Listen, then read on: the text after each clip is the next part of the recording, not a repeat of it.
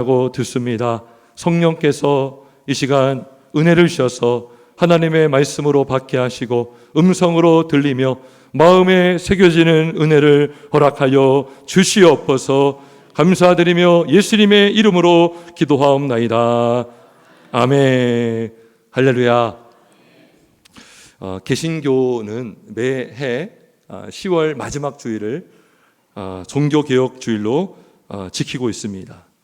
물론 오늘은 다음 주가 우리 종교개혁주일인데 우리가 한 주를 앞두고 먼저 우리가 종교개혁주일에 대해서 또 그 핵심 교리와 또 핵심 정신을 오늘 나누기를 원합니다.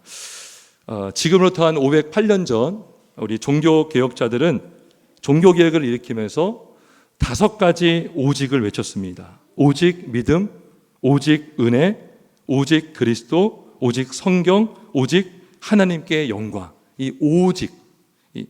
오직이라는 게 뭡니까? 이거 외에는 없다는 거예요. 우리가 오직 예수 그리스도, 예수 그리스도 외에는 구원의 길이 없다는 것이죠. 오직 믿음. 우리가 믿음으로만 구원을 받을 수 있다는 것입니다. 그래서 이 오직을 외쳤어요. 그랬더니요, 계속해서 개신교회는 비난을 받습니다. 어떤 비난을 받느냐? 배타적이다. 배타적이다. 개신교회는 왜 포용적이지 못하느냐? 그런 말을 듣기도 했습니다. 그럼에도 불구하고 우리 개신교, 우리는 천주교랑 다른 개신교죠. 개신교회는 오직을 외치고 오직을 우리는 마음에 새겨야 할 줄 믿습니다. 왜냐하면 그것이 성경적이기 때문이죠. 성경. 전에도 이 오직이라는 시리즈를 제가 설교한 적이 있습니다. 우리가 이 종교개혁의 이 중요한 교리를 우리가 마음에 새기지 않으면 우리는 참된 복음이 아니라 다른 복음을 믿을 수 있어요. 여러분, 오직이라는 말을 자꾸 강조하니까 막 우리 개신교회가 막 배타적이다 그런 소리 듣잖아요. 그러니까 마귀가 그거를 틈을 타서 우리를 유혹합니다. 아니, 오직 아니어도 괜찮아. 꼭 예수가 아니어도 구원받을 길이 있어. 이렇게 유혹합니다. 그래서 우리가 정신을 차리지 않고 우리가 다시 복음으로 돌아가지 않으면 우리도 얼마든지 이단에 빠질 수도 있고 신앙을 잃어버릴 수가 있는 거예요. 마침 오늘 우리가 베드로전서 1장 10절에서 12절에 보면 이 종교개혁을 일으키면서 외쳤던 오직 3가지가 나와 있습니다. 함께 나누려고 합니다. 첫째, 종교개혁의 중요한 오직 첫 번째는 바로 오직 은혜입니다. 우리 따라해봅시다. 오직 은혜. 오직 은혜. 네, 그냥 은혜가 아니라 오직 은혜라는 거예요. 오직 은혜. 무엇이 오직 은혜입니까? 신자의 구원은 오직 하나님의 은혜로 주어지는 것입니다. 자, 우리 10절을 우리 9절과 10절을 한번 읽어보겠습니다. 9절과 10절 같이 있습니다. 시작.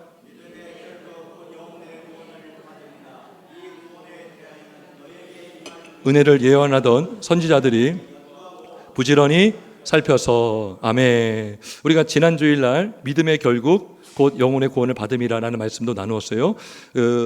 금보다 불로 연단하여 없어질 금보다 더 귀한 것이 믿음이고 그 믿음을 하나님이 주신 선물이다. 우리가 믿음으로 구원받고 그 믿음의 확실함은 연단을 받음으로 확실해 줄 수 있다. 지난주에 나누었죠. 자, 근데 10절에 보니까 이 구원, 9절에서 말씀한 영혼의 구원을 받잖아요. 믿음으로. 그런데 10절에 이 구원에 대하여는 하면서 너희에게 임할 은혜라고 말씀하고 있어요. 구원이 곧 은혜라는 거예요. 은혜. 구원은 곧 하나님의 은혜로 주어진다는 것입니다.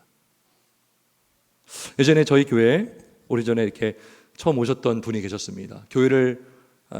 저희 교회를 거의 처음 나오셨던 분이셨는데 이제 이사를 가면서 이렇게 지금은 다른 교회를 다니고 있습니다. 네, 그분한테 세가족 공부를 하면서 구원을 확신합니까? 물어봤어요. 근데 구원을 확신합니까? 보다 더 아주 확실한 질문이 뭐냐면 만약에 당신이 오늘 죽어도 천국에 갈 확신이 있습니까? 이 질문이 분명하거든요. 전도 폭발이라는 전도 단체가 있습니다. 거기서 이 질문을 많이 사용합니다. 당신은 오늘 죽어도 천국에 갈 확신이 있습니까? 여러분 마음속으로 대답하세요. 근데 그분이 그런 얘기 하더라고요. 제가 많이 부족해서요. 그러는 거예요. 제가 많이 부족해서요. 어떤 학생이 물었습니다. 너는 오늘 죽어도 천국 갈 확신이 있니? 모르겠다는 거예요. 왜? 저는 기도를 잘 못해요. 그러는 거예요. 저는 할머니처럼 기도를 잘 못합니다. 네, 그렇게 얘기하더라고요. 이러한 대답에는 무엇이 깔려 있습니까? 내가 뭔가 열심히 종교생활, 뭔가 열심히 내 공로를 쌓아야 구원받을 수 있다라는 행위 구원적인 그런 생각이 다 있는 거예요. 그러니까 교회를 다니는 많은 사람들 중에 그러한 공로로 구원을 받을 수 있다라는 생각을 갖고 있습니다. 물론 여러분, 선행을 하는 것은 참 귀한 것이고 중요한 것입니다. 그런데 인간의 공로로 구원을 받을 수가 없습니다. 단 1%의 공로도 구원을 얻는데 아무런 도움이 되지 않습니다. 오직 하나님의 은혜로 받는 것이 하나님의 선물이요 구원인 줄 믿으시기를 주의 이름으로 축원합니다. 로마서 6장 23절에 죄의 삭은 사망이요 하나님의 은사는 그리스도 예수 우리 주 안에 있는 영생이니라 라는 말씀이 있어요. 여기서 말씀하는 하나님의 은사는 하나님의 은혜를 말합니다. 에베소서 2장 8절 너희는 그 은혜에 의하여 믿음으로 말미암아 구원을 받았으니 이것은 너희에게서 난 것이 아니요 하나님의 선물이라 그래요. 은혜로 구원받았다는 거죠. 여러분 근데 종교개혁을 일으켰던 당시에 로마 카톨릭은요 오직 은혜를 말하지 않아요. 은혜는 말합니다. 여러분 지금도요 천주교는요 은혜로 구원한다 그래요. 근데 오직 은혜는 말하지 않아요. 오직을 붙이지 않습니다. 왠지 아십니까? 구원의 시작은 하나님의 은혜라고 말해요. 근데 구원의 완성은 인간의 공로로 완성된다고 그들은 믿고 있습니다. 그래서 선행을 쌓고 공로를 쌓아야 그들은, 그래서 우리가 보통 그렇게 말해요. 개신교에서는 신인 협력 구원, 신과 인간이 협력해서 구원을 이룬다, 이렇게 그들은 믿고 있습니다. 근데 이것은 복음이 아닙니다. 복음이 아니에요. 갈라디아서 1장에서 말하는 다른 복음이에요. 갈라디아서 1장 9절에 너희가 받은 것 외에 다른 복음을 전하면 저주를 받을지어다. 이 갈라디아 교회 안에 거짓 교사가 침투해서 사람들을 미혹했어요. 너 열심히 공로를 받아야 되고 너 할례 받아야 되고 뭔가 해야 넌 구원받을 수 있어 라고 유혹했습니다. 그때 사도 바울은 강력하게 다른 복음을 전하면 저주를 받을지어다 그랬어요. 갈라디아서 2장 21절에도 이런 말씀이 있어요. 내가 하나님의 은혜를 패하지 아니하노니 만일 의롭게 되는 것이 율법으로 말미암으면 그리스도께서 헛되이 죽으셨느니라 라고 말씀. 여러분 우리가 의롭게 되는 것이 우리의 율법의 행위로 된다면 예수님의 죽음은 헛된 죽음이라는 거죠. 죽으실 이유가 하나도 없었다는 것입니다.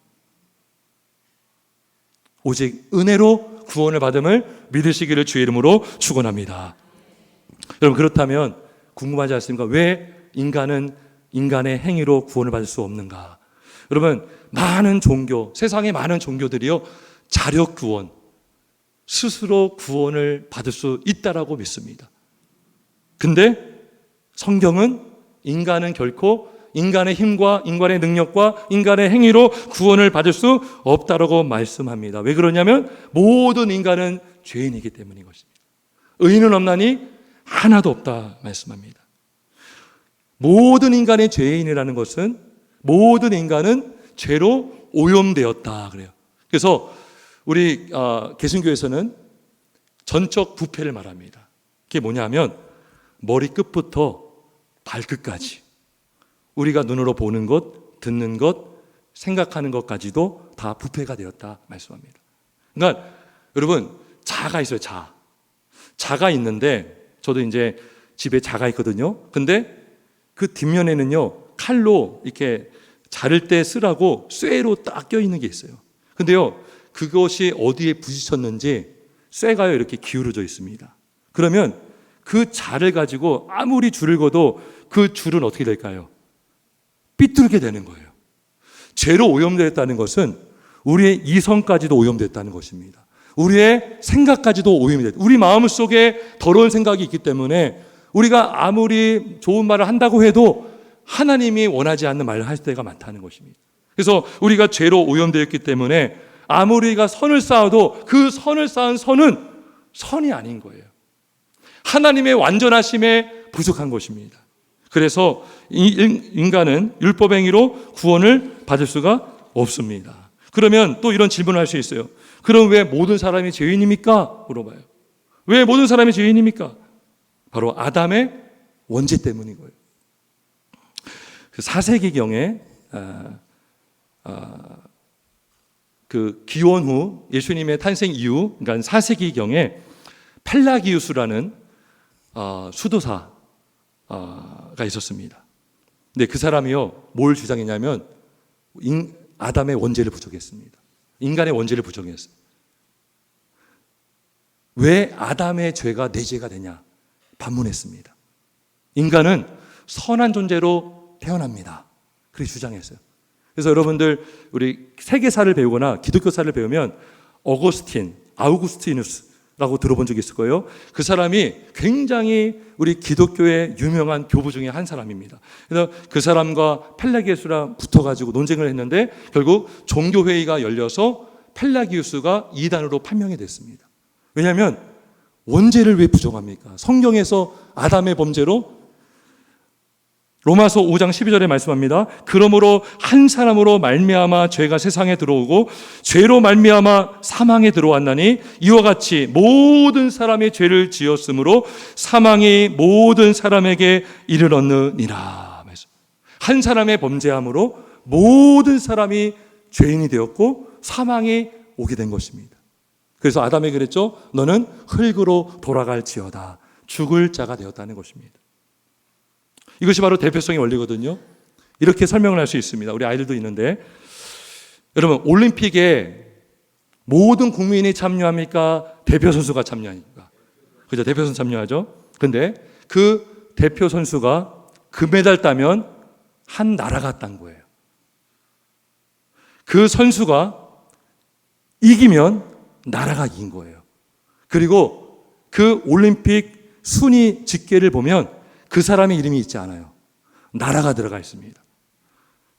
한 사람의 실패는 마찬가지로 여러분 다윗이 골리앗과 싸울 때 1대1로 맞짱뜬 게 아니에요. 블레셋이라는 나라와 유다라는 나라, 이스라엘 나라 두 나라의 싸움이었습니다. 근데 대표자 한 명씩 나와라 한 거예요. 그리고 누가 이겼습니까? 다윗이 이겼어요. 다윗이 이겼으니 누가 승리한 거예요? 이스라엘이 이긴 거예요.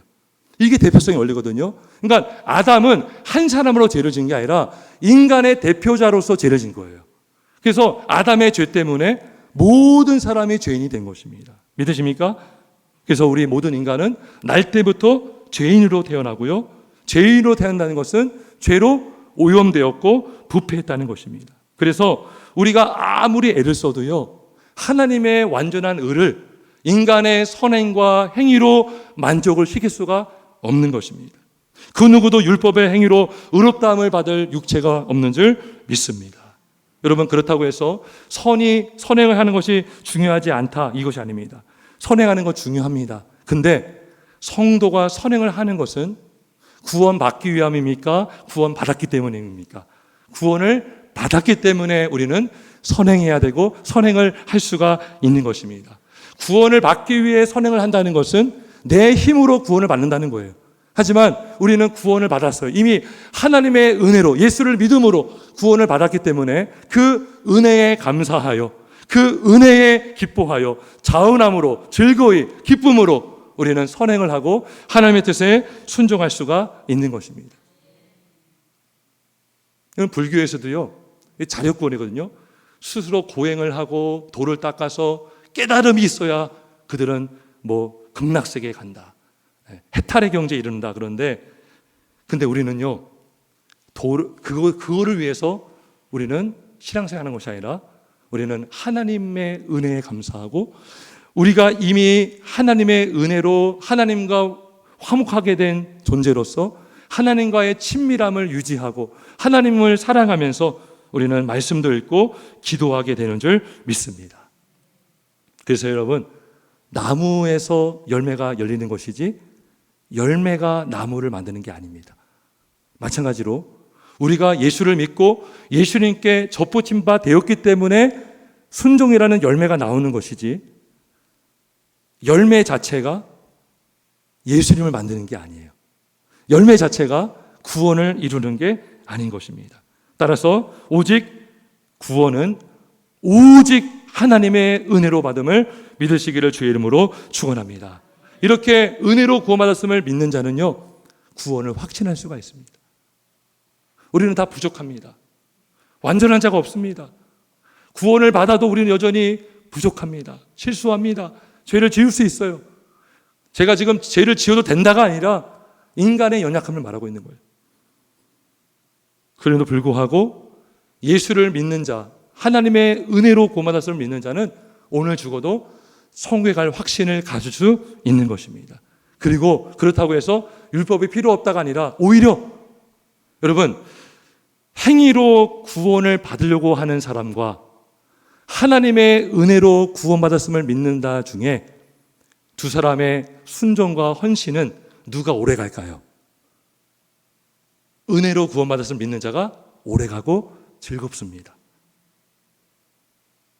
우리가 의무적으로, 물론 하나님의 말씀은 의무입니다. 계명은 하나님의 명령이기 때문에. 그런데 우리가 구원받기 위해서 그 의무를 행하면 너무나 힘들어요. 그런데 하나님의 은혜로 구원받았음을 알고 순종할 때 하나님이 기뻐하시고 순종하는 우리도 기뻐하게 되는 줄 믿습니다. 따라서 여러분, 순종도 결국에는 하나님의 은혜로 하는 것임을 믿으시기를 주의 이름으로 축원합니다. 순종도 하나님의 은혜에서 나오는 거예요. 구원도 하나님의 은혜에서 나오는데 그 구원받은 신자가 구원받았기 때문에 순종하기 때문에 구원받은 신자의 선행도 하나님의 은혜로 되는 것을 믿으시기를 주의 이름으로 축원합니다. 그래서 첫 번째 오직이 뭐라고요? 따라서 오직 은혜. 오직 은혜를 믿으시기를 주의 이름으로 축원합니다.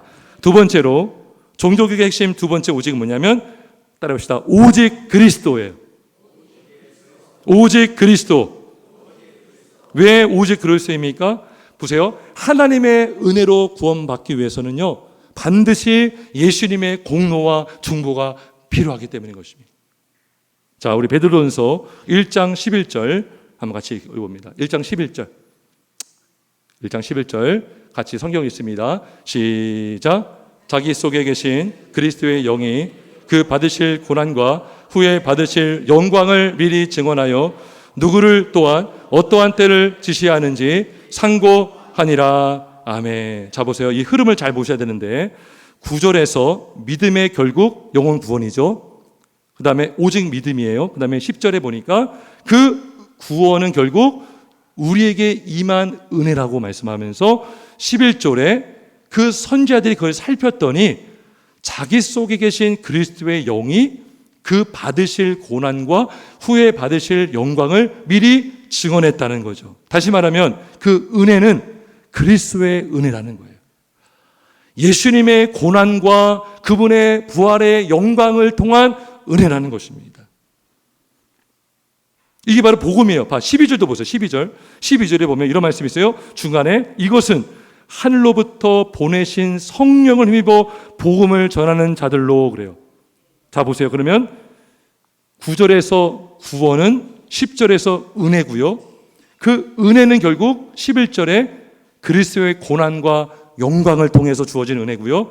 그 그리스도의 고난과 부활은 결국 두 글자로 말하면 복음이에요. 복음. 고린도전서 15장 3절과 4절에 이런 말씀이 있습니다. 이는 성경대로 그리스도께서 우리 죄를 위하여 죽으시고 장사 지낸 바 되셨다가 성경대로 사흘 만에 다시 살아나사 말씀합니다. 오직 은혜로 구원을 받되 예수님의 공로로 우리는 구원을 받음을 믿으시기를 주의 이름으로 축원합니다. 여러분, 전도하거나 기독교에서 오직 은혜로 고맙습니다. 그러면요, 불신자들은요 굉장히 불쾌합니다. 아니, 그러면 강도도 감옥에 갔다가 살인범이 예수 믿으면 구원받는 겁니까? 연쇄살인범도 예수 믿으면 구원받는 거예요? 막 이렇게 물어봐요. 그래서 이 오직 은혜, 이것이 전도할 때 그들이 더 기뻐해야 되는데 오히려 기뻐하지 않더라고요. 근데 저는요, 가만히 생각해 보니까 믿지 않는 사람들 안에도 어떤 마음이냐면 그건 공정하지 않다, 이런 생각이 있는 거예요. 아니, 죄를 지은 사람이 죄값을 치러야지, 사형을 당하든지 감옥에 들어가서 무기징역을 받든지, 근데 천국 간다고? 이게 말이 안 되는 거예요. 저는 가만히 생각해 보니까 믿지 않는 사람들 안에 어떤 공의와 정의라는 마음이 있는 거예요. 맞아요. 죄인은 사망해야 됩니다. 죄로 인해서 지옥 가야 됩니다. 근데 구원을 받는 이유는 뭡니까? 우리가 받아야 할 그 죄값을 예수님이 치러줬기 때문인 줄 믿으시기를 주의 이름으로 축원합니다.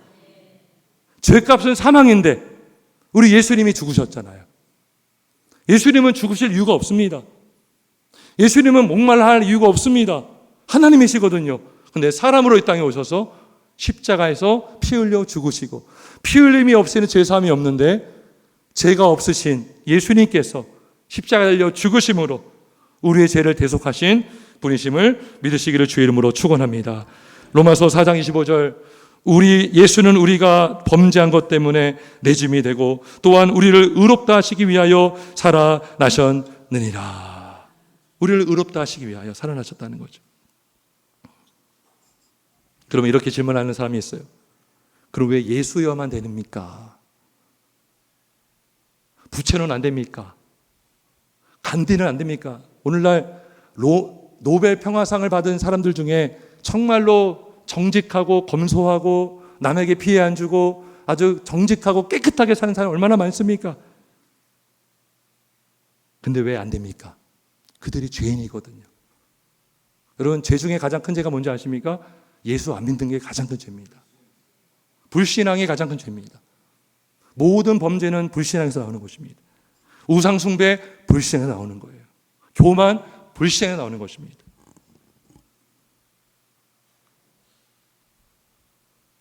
아무리 이 땅에서 착하게 산다고 해도 모든 사람은 죄인이기 때문에, 근데 예수님만이 흠없고 점없는 죄가 없으신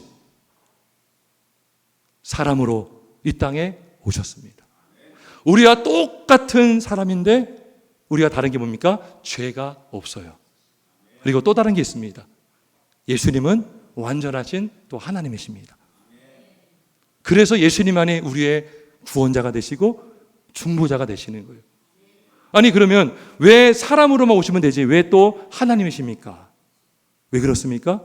여러분, 예수님이 사람으로만 오셨다면 예수님은 자기만 구원할 수 있는 거예요. 죄가 없잖아요. 예수님 죽으셨잖아요. 그러면 그 죄값으로 본인 1인만 구원을 받는 거예요. 근데 예수님은 완전한 또 하나님이시기 때문에 우리는 지금 예수님이 태어나시고 죽으셨을 때 우리는 있지 않았어요. 시대를 불문하고 예수 그리스도를 믿는 자마다 구원을 주시는 능력이 우리 하나님이신 예수님에게 있음을 믿으시기를 주의 이름으로 축원합니다. 예수님의 능력, 하나님의 능력, 그 피를 믿는 자마다 영생을 얻게 하시는 하나님의 능력이 우리의 피가 있기 때문에 우리 예수님은 흠없고 점없는 죄 없는 하나님 사람이면서 완전한 하나님으로 이 땅에 오심을 믿으심을 주의 이름으로 축원합니다. 그래서 인간과 하나님 사이의 중보자는 예수님밖에 없습니다. 우리는 오직 예수님을 통해서만 우리는 하나님께 나아갈 수가 있는 것입니다. 우리는 예수님을 통해서만 우리는 하나님을 아버지라 부르게 되는 줄 믿습니다. 근데요, 종교가 일으켰던 그 당시에 오직 그리스도를 외쳤던 이유가 바로 여기 있는 거예요. 왜냐하면 가톨릭에서는요, 마리아도 중보자로 인식을 합니다. 물론 공식적으로는 중보자는 예수밖에 없다고 하지만 그들 마음속에 예수님의 어머니인 마리아에게 기도하면 어머니는 아들에게 말할 것이고 아들은 어머니의 요청을 받았으니 잘 더 들어줄 거라고 그들은 믿고 있습니다. 제가 그래서 왜 그런가 알아봤더니 요한복음 2장에 보니까 가나 혼인잔치가 나옵니다. 그 가나 혼인잔치에서 예수님에게 마리아가 이런 말을 했어요. 저들에게 포도주가 없다 그랬어요. 어머니가 아들에게 말한 것이죠. 그리고 그 말을 듣고 예수님께서 물동이를 물에 떠서 가져와라 그랬어요. 그러니까 그 물이 변하여 포도주가 된 사건의 시작은 마리아의 요청에 있었다는 것이죠. 이걸 근거로 해서 오늘날에도 마리아에게 기도하면 마리아가 아들에게 얘기해서 제 기도 좀 들어줘라 한다는 거예요. 이것은 성경을 오해한 것입니다. 도마대전서 2장 5절에 말씀합니다. 하나님은 한 분이시요 또 하나님과 사람 사이의 중보자도 한 분이시니 곧 사람이신 그리스도 예수라. 할렐루야. 요한복음 14장 6절 내가 곧 길이요 진리요 생명이니 나로 말미암지 않고는 아버지께로 올 자가 없느니라. 할렐루야. 앞서 말씀드렸지만 개신교회가 오직 그리스도를 말하니까 막 비판을 받잖아요. 왜 이렇게 독단적이고 배타적이냐. 그래가지고요 기독교인들이 마음이 약하니까 예수 외에는 다른 길도 있다라고 막 전하기 시작하는 거예요. 우리 말에도 이런 말 있잖아. 뭐로 가도 서울로 가면 된다. 하나님이 있는데 계시는데 여러 길이 있다는 거예요. 불교로도 하나님께 갈 수 있고 이슬람을 통해서도 갈 수 있고 어떤 도교를 통해서도 갈 수 있고 유교를 통해서도 갈 수 있고 하여튼 결국 하나님께만 가면 되는 거 아니냐라는 거예요. 그게 뭐예요? 그게 종교다원주의예요. 다원주의. 하지만 성도 여러분 반드시 기억하시기 바랍니다. 예수 외에는 다른 길이 없음을 믿으시기를 주의 이름으로 축원합니다. 그래서 제가 아는 교회들 중에도요 교회 이름이 한길교회, 한길교회. 저는 참 좋다고 생각해요. 그 한길이 뭘까요? 예수님.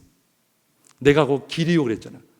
여러 길 중에 한 길이 아니라 하나님께 나아가는 구원의 길은 오직 예수 그리스도 한 길밖에 없음을 믿으시기를 주의 이름으로 축원합니다. 얼마 전에 최근의 일입니다. 제가 노방도도 하는데 어떤 여자분이 좀 중년의 여성분이 이렇게 딱 다가오는 거예요. 근데 뭔가 기분이 조금 이상해요. 뭔가 이단 같은 느낌이 딱 드는 거예요. 그런 거 있잖아요. 딱 느낌으로 아는 거 있잖아요. 그래서 제가 그래서 예수 믿으면 구원 받습니다. 예수 믿으면 구원 받으세요. 딱 대본에 그럼 그분이 하는 말이 예수는 끝났어 그러는 거예요. 하나님만 믿으면 되지. 말이 됩니까? 예수 믿고 어떻게 하나님께 갑니까? 예수라는 유일한 길을 통해서 어떻게 하나님께 갑니까? 근데요 실제로 여호와의 증인 여러 이단들은요 예수를 안 믿습니다. 예수를 사람으로 보고요 무슬림에서도 예수를 사람으로 보고 선지자로 봅니다. 예수가 완전한 하나님과 완전한 인간으로 오셨음을 믿지는 않습니다. 왜냐하면 그들 입장에서 예수님이라는 존재는 믿겠는데 왜요? 역사적인 기록이 있으니까 부활을 믿지 않는 거예요. 예수님께서 풍랑을 잠잠케 하시고 바다를 걸으셨고 죽은 자를 살리셨다라는 그 능력의 하나님을 믿지 못하는 거예요. 예수가 끝났다는 거예요. 죽어서 없었다는 거예요. 오직 예수만을 믿으시기를 주의 이름으로 축원합니다. 사도행전 4장 12절 말씀합니다. 다른 이로서는 구원을 받을 수 없나니 천하 사람 중에 구원받을 만한 다른 이름을 우리에게 주신 일이 없음이라 하였더라. 다른 이로서는 구원을 받을 수 없습니다. 오직 예수 그리스도, 오직 한 길 그리스도만을 믿으시기를 주님의 이름으로 축원합니다. 세 번째, 종교계에서 외친 오직 세 번째는 바로 오직 성경이에요. 따라합시다. 오직 성경. 오직 성경. 왜 오직 성경을 말했을까요? 가톨릭에서는요, 그 당시나 지금도 마찬가지입니다. 성경의 권위보다 위에 있는 게 교회입니다. 교회. 교회가 중요하지 않다는 게 아니라 교회가 성경 66권 정경을 확립했다는 거예요. 그래가지고 성경보다 교회가 위에 있고 또 성경보다 교황이 위에 있어요. 교황이 정하면 성경만큼 엄청난 권위가 있는 거예요. 그러니까요, 성경에도 없는 연옥이라는 것을 만들고 면죄부를 판매도 하고 성경에 없는 여러 성례들을 만들어서 성도들로 하여금 잘못된 신앙생활을 하도록 부추기게 한 것입니다. 더 큰 문제는 뭔지 아십니까? 성도들이 성경을 보면 진리를 아니까 라틴어로 된 성경을 신부들 사제들만 소유했어요. 그리고 설교도 라틴어로만 설교했습니다. 그런데 성경이 번역이 되면서 독일어로 번역이 되고 영어로 번역이 되면서 사람들이 성경을 보게 됩니다. 근데 다른 거예요. 가톨릭에서 주장하는 게 잘못된 거예요. 그러면서 개혁의 불씨가 일어나게 된 것입니다. 그리고 많은 사람들에게 성경이 주어진 것입니다. 그래서 혹자는 그런 말도 해요. 종교개혁의 중요한 의미 중에 하나는 성도들에게 성경이 주어진 것이다. 여러분, 중세시대 때는요, 오히려 이렇게 성도님들이 성경책 가질 수가 없었어요. 말도 안 됩니다. 그런데 하나님의 은혜로 성경이 번역이 되게 하시고 성경이 전파되게 하심으로 성경을 믿고 하나님을 만나게 되는 줄 믿습니다. 성경의 권위가 최고로 높은 거죠. 그럼 여러분, 왜 성경이 최고의 권위가 됩니까? 그 답이 11절에 나와 있습니다. 우리 11절을 같이 한번 읽습니다. 11절 시작.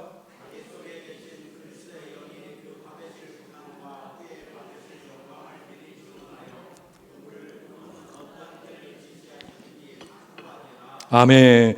성도 여러분, 성경은 단순히 사람이 쓴 글이 아닙니다. 사람의 생각으로 기록한 책이 아닙니다. 내가 쓰고 싶은 대로, 내가 뭔가 포장하고 싶은 대로 포장하고 덮어쓰고 한 것이 아니라 11절에 보면 선지자들 속에 그리스도의 영, 성령님이십니다. 성령께서 그리스도의 고난과 받으실 영광을 미리 증언했고 그 증언을 통하여 선지자들이 상고했다, 살펴보았다, 연구했다는 것이거든요. 그 받은 증언을 기록한 것이 성경 말씀입니다.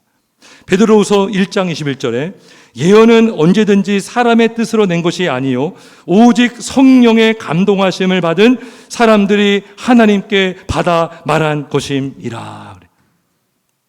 여러분, 11절을 보시겠습니까? 다시 한번. 그리스도의 영이 이게 주어예요. 그리스도의 고난과 영광. 여러분, 성경의 주제는 예수님이거든요. 구약에도 오실 예수님, 신약에는 오셨고 오실 예수님의 예언인데 11절에 보니까 성령께서, 그리스도의 영께서 그 고난과 후에 받으실 영광을 미리 증언했다는 거예요. 누가 저자예요? 원저자입니까? 성령님이 저자임을 믿으시기를 주의 이름으로 축원합니다. 그래서 여러분, 놀라운 것은요, 성경을 보통 한 40여 명의 사람들이 1400년에 걸쳐서 기록했다라고 우리는 알고 있습니다. 그러면 보세요. 1400년 동안, 엄청난 오래된 기간 동안에 성향과 출신도 다른 40여 명의 사람들이 성령을 써서 66권이 되었어요. 근데요, 놀라운 것은 성경이 통일성이 있다는 거예요. 성경의 내용에 일관성이 있다는 거예요. 오직 예수 그리스도, 메시아 그리스도만을 통한 구원, 그리고 그 구원을 통한 하나님의 영광을 일관되게 창세기부터 요한계시록까지 하나님의 나라를 전하고 있고, 예수 그리스도를 통한 복음을, 구원을 전하고 있고, 오직 하나님의 은혜로 받는 구원을 말씀해 주고 있다는 거예요.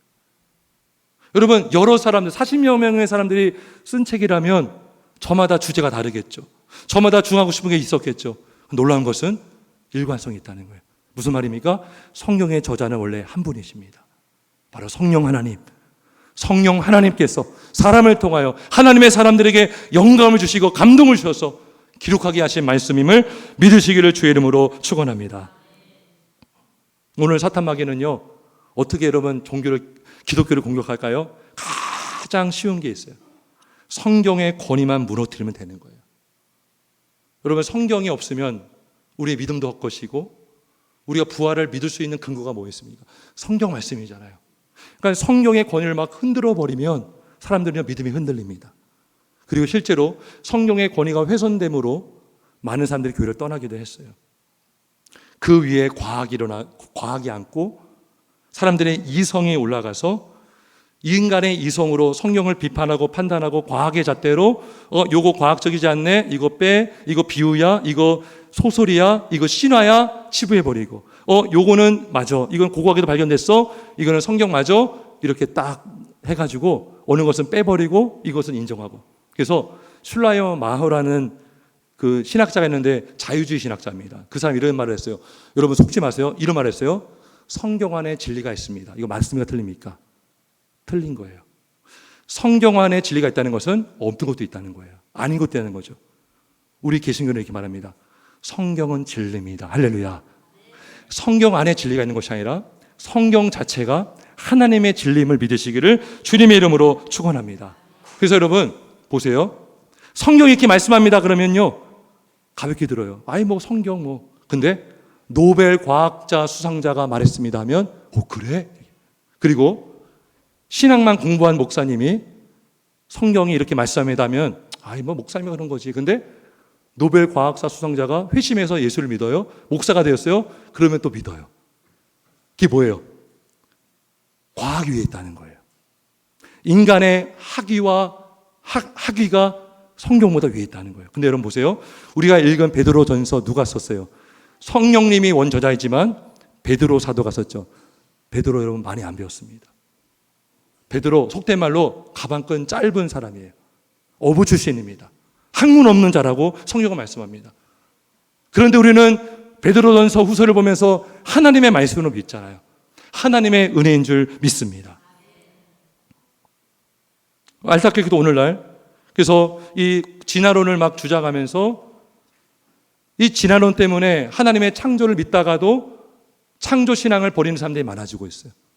더 안타까운 것은 오늘날 로마 가톨릭 천주교에서 공식적으로 교황청에서 진화론을 인정했습니다.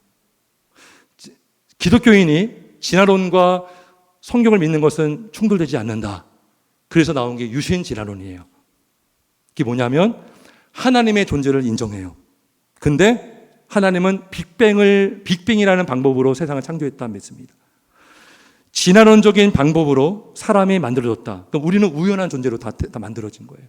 오랜 시간 무생물이 유생물이 되어서 유생물 중에 인간은 종이 세어난게하는데 인간의 종들이 막 진화돼서 막 생겨났을 거 아니에요? 진화론적으로 보면. 그러면 그때 하나님이 그때 어느 한 종에게 딱 호흡을 불어넣어 준 거예요. 그게 유신 진화에서 말하는 아담의 창조입니다. 흙으로 빚었다는 것을 믿지 않아요. 왜요? 과학적이지 않다는 거예요. 창세기 1장부터 3장까지를 믿지 않습니다. 역사적인 사건을 믿지 않습니다. 이게 그래서 유럽의 많은 교회가 무너지고 술집이 되고 나이트클럽이 된 거예요. 성경을 믿지 않는데 뭐 어떤 바탕에 우리가 설 수 있는 거예요. 근데 오늘날 유럽 교회에서도 청년들이 모이기 시작하는 교회가 있는데 성경 그대로 전하고 성경 그대로 믿는 교회가 부흥하고 있는 줄 믿습니다. 오늘날 우리 한국교회도 마찬가지입니다.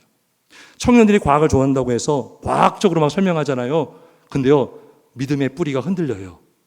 과학이 우선되니까 과학의 잣대로 성경을 보니까 이게 안 맞는 것 같아 보이면 청년들은 이성적으로 믿는 것 같지만 결국에는 신앙을 버립니다. 그래서 오늘날 그 캠퍼스에서 선교단체 중에 IBF라는 아주 유명한 CCC와 양대 산명이었는데 그 IBF가 유신자료를 받아들임으로 해서 지금 완전히 초토화되어 버렸습니다.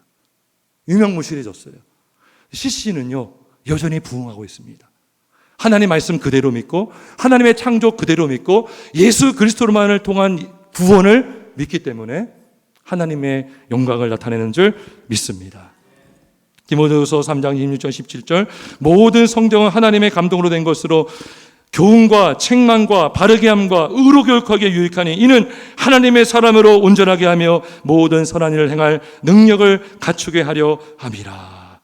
말씀을 정리합니다. 오늘 5가지 중에 3가지만 말했어요. 사실 지난주에는 믿음을 말했기 때문에 오늘 3가지 말했는데 오직 은혜, 오직 그리스도, 오직 성경, 이 오직을 마음에 새기고 오직 은혜로 100% 은혜로 구원받고 예수 그리스도만을 믿음으로 구원받고 그 성경 위에 우리의 믿음이 있다는 것을 믿으시고 믿음으로 승리하시는 우리 모두가 되길 주의 이름으로 축원합니다. 아멘. 기도하겠습니다.